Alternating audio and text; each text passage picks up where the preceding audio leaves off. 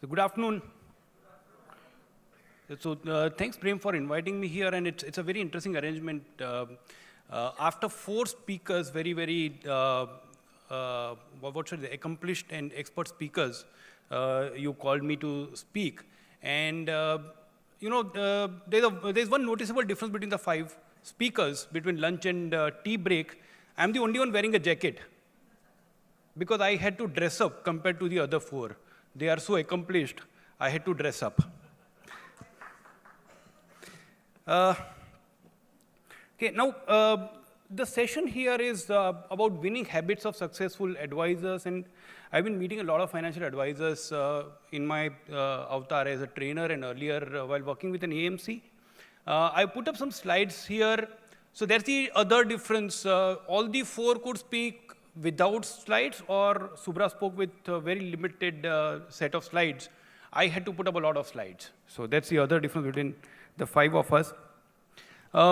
Winning habits of successful financial advisors, when Prem asked me to talk about it, I was wondering how much can I speak in 20 minutes? Because there are variety of habits, and there are so many successful financial advisors that I know of. I said, let me just make an attempt still. So the first question that came to mind was, what is more important, having good qualities or habits? And somebody says a lot of people focus too much on qualities, and they talk about things like communication skills. Now, somebody's quote came to mind. It said, it's good to have intelligence. It's better to use it. And that's where knowledge without action or a quality without action is useless. Habit converts that action into repetition. It sort of becomes muscle memory, that if you wake somebody up in the middle of the night and ask to perform a task, this person won't be able to do it if one has formed a habit of doing it. And that's where habits become extremely, extremely important. Having qualities is good, but habits are much better, as Aristotle said. And this is a very popular quotation. I put a lot of quotations out here. I don't know whether Aristotle actually said this, but as somebody said, Aristotle actually tweeted this. A lot of quotes are attributed to a lot of great people so that they look authentic.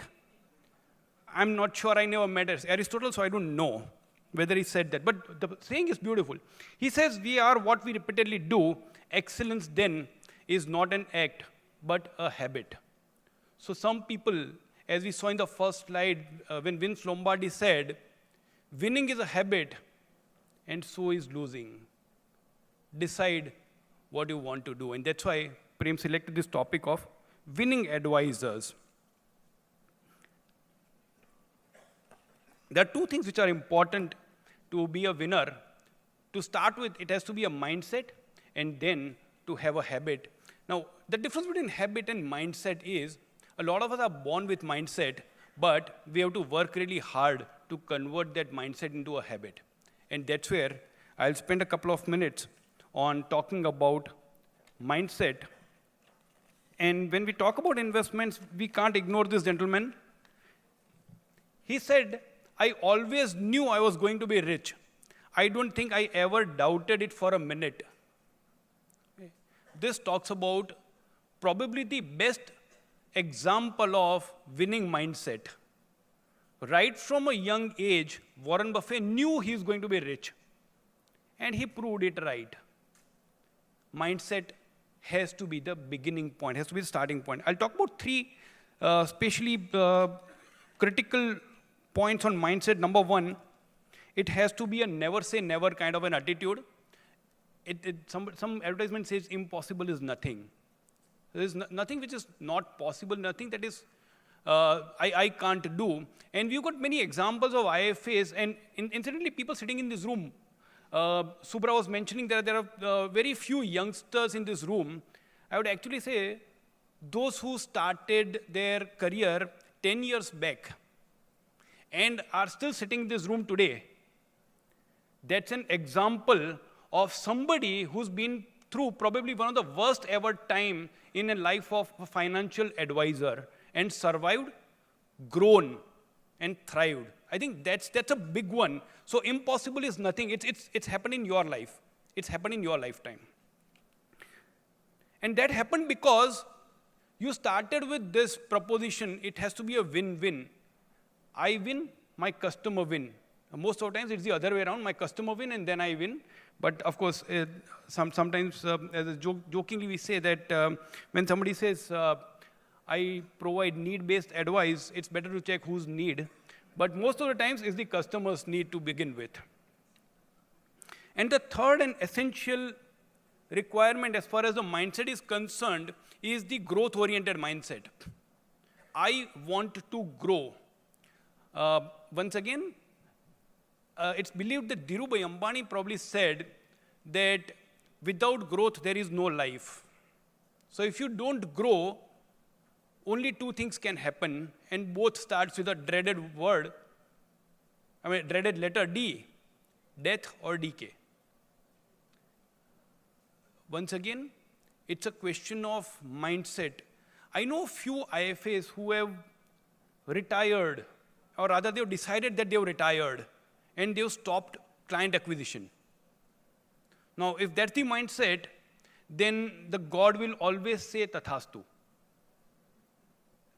But if you decide that you want to grow, then again the God says Tathastu. But he at the same time says, please do what is required to do. And that's where we come to the habits part. Habits. As I said, they become a routine.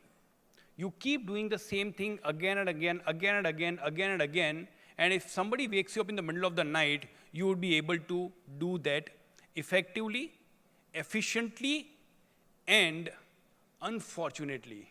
Now that's where a lot of us are scared of the robo-advisors. Machines are actually better than humans in doing repetitive tasks.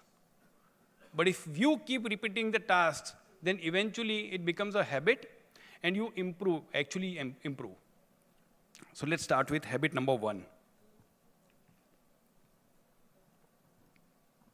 I'll come to setting up the goal a little later as a habit, but before that I thought of these words of Longfellow. The words are there for you to see. It's a relentless pursuit for doing certain things. Rahul Dravid said about Sachin Tendulkar once. Now, all of us consider Rahul Dravid as a very, very, very disciplined person, and he talks about Sachin Tendulkar. And he said, you know what makes Sachin Tendulkar the great batsman that he is? When the team, when the coach calls us for practice early in the morning at 8:30, there are some players walking into the ground at 8:45. Okay, the coach has called it 8:30. And Sachin is ready after doing his warm-ups, exercises, and with his pads on to bat at 8:30. So while the others were relaxing and resting, this guy was toiling hard. And all of us know, what Sachin Tendulkar achieved in the life. It's nothing that I need to add. The other great habit of advisors, successful people, is they control the calendar. It's not the calendar that controls them. They decide what to do. They decide when to do. And that essentially means, taking a clue from Gajendra's discussion, that actually means disengaging with a lot of unprofitable and unproductive activities like paperwork. Take it one step forward, and it also means saying goodbye to some unprofitable clients. A lot of times, and this again is an observation, as an AMC person, in the early days, I used to entertain every single distributor who walked into my office. Then later on, I realized some guys were simply coming there because they had a lot of time to spend. So they were spending whatever they had. And in turn, eating away my time. So we started saying no to some of the people. and life started changing. Because then we had the time to be allocated to people who really mattered, people who really cared. So this really makes a huge difference. Successful people control their calendar. They are not controlled by their calendar.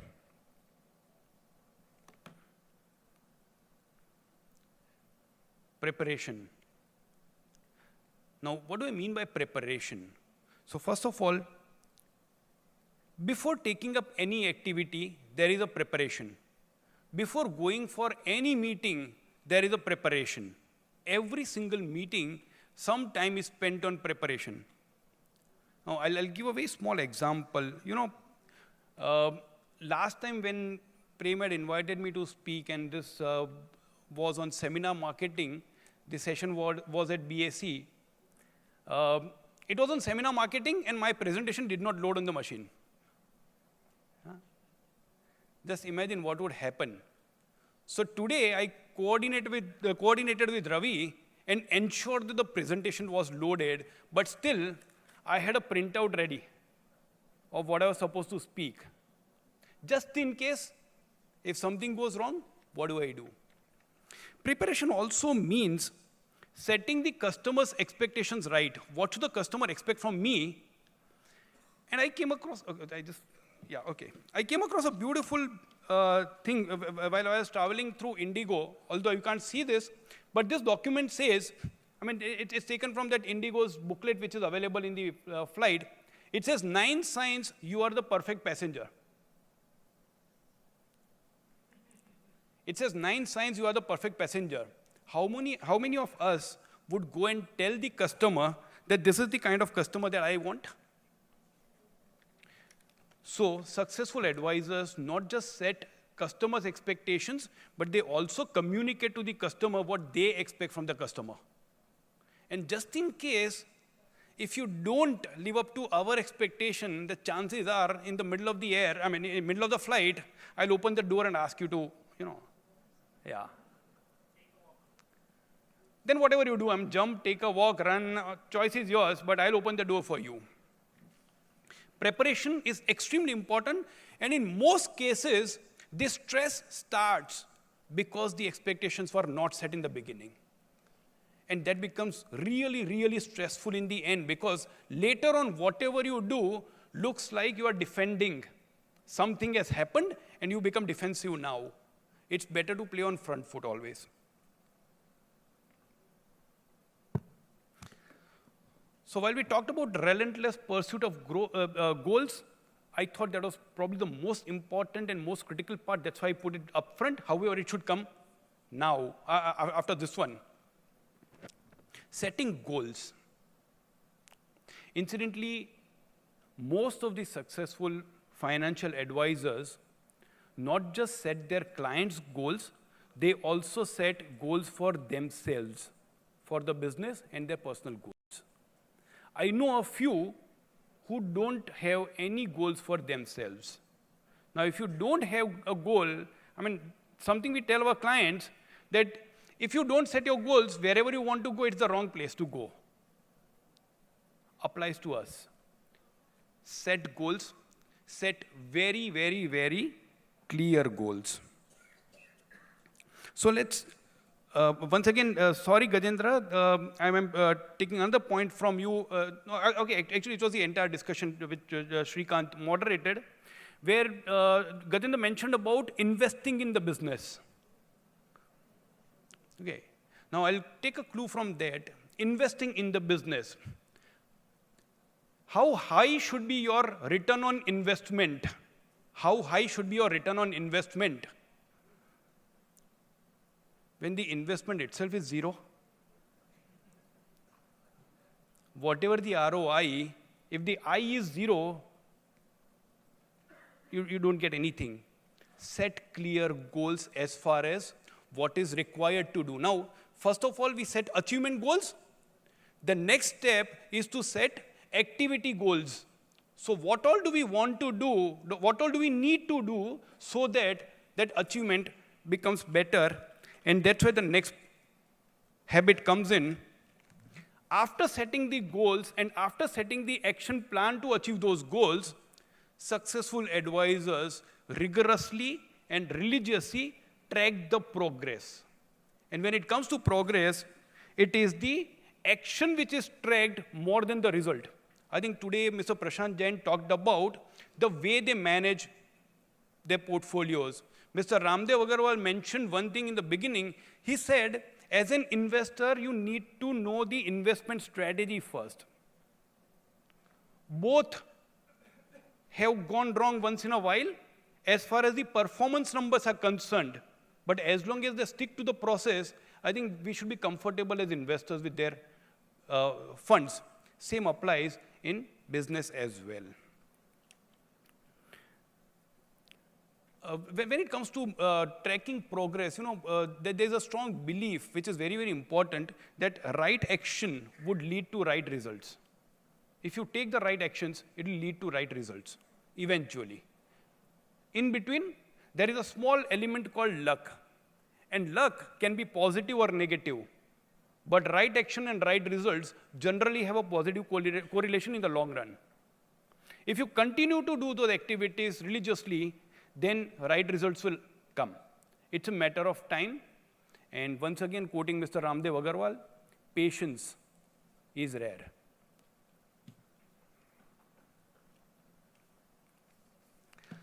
It's a good idea, and a lot of people do this, to sit down and contemplate and analyze what went right and what went wrong, and why something went right and why something went wrong, so that you get to know over a period of time whether the actions that you are taking were really appropriate to achieve those results or not. Keep watching your actions, keep watching your habits, and make it a habit to watch your habits.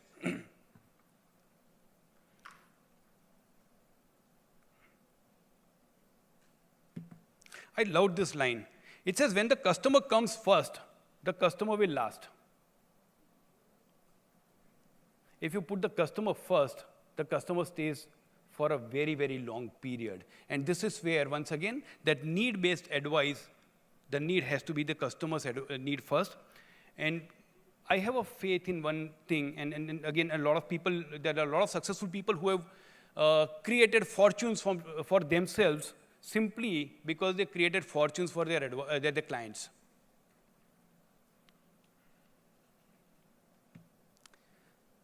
Successful advisors are great communicators. And in communication, I have not put the mouthpiece, I have put an ear. Because a bigger part of communication is listening. Listening intently, listening the right things. Because if you have to understand need of a person, you got to listen. You can't understand the other person by speaking. Okay, so unfortunately, my job is to speak. So I'm speaking, and I'm telling you to listen. It's a dichotomy, but can't help it. Now, when it comes to communication, there's a beautiful analogy, once again, from the airline industry. In our communication, we always say mutual fund investments are subject to market risk. Please read offer document carefully before investing. Just imagine in the airline, whenever you travel, if the air hostess comes and announces, air travel is subject to plane crashes. What will happen? But what do?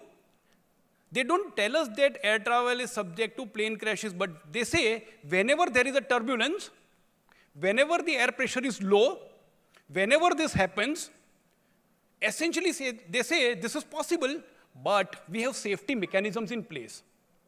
What do we want as a passenger? In spite of all the turbulences possible, there is a safety mechanism available.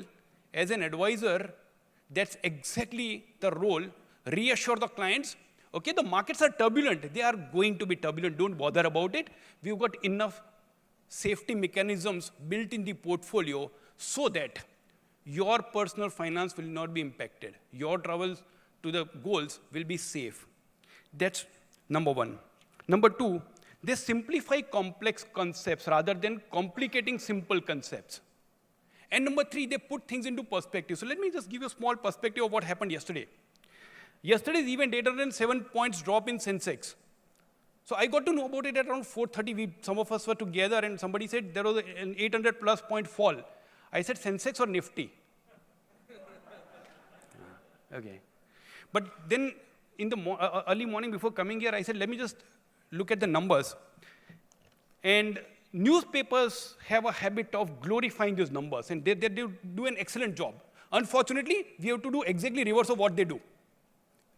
So 807 points fall in Sensex. More than 800 points fall in Sensex has happened 13 times since 1980. In 35 years, only 13 times. So it's like once in a 3-year event. First time such a fall happened was 18th May 2006. That was the first time, which means from 1980 to 2006, never ever Sensex fell by so much. Incidentally, till 21st June 1990, Sensex itself was below 807 points. So there was no way. That's putting things in perspective. Now look at the fall in percentage terms, 3.4% fall. That's it. And 3.4% fall has happened 188 times in 35 years. Now talk about the frequency of that fall. 3.5% fall looks like a routine thing. The moment you say that, your clients will feel, yeah, it's okay, this is normal. This is not an extraordinary event. So putting things in perspective is extremely important. These people strive for knowledge, and it's in my vested interest to show a picture of a book. Successful advisors are voracious readers. They read very, very regularly. They read continuously with an objective to learn. But at the same time, when they can't find enough, they go to mentors. And many of them have got mentors. Many of them have got an advisory board. And some of them also have client advisory boards, because many of your clients are actually successful in life than you are. That's why you are their financial advisors. Go and take their advice.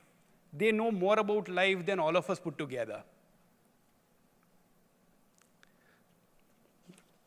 Yeah. So once again, in summary, I would simply say habits are extremely important. We first make our habits, then our habits make us. Inculcate winning habits to win this entire battle, the entire war. All the best to you. Thank you very much.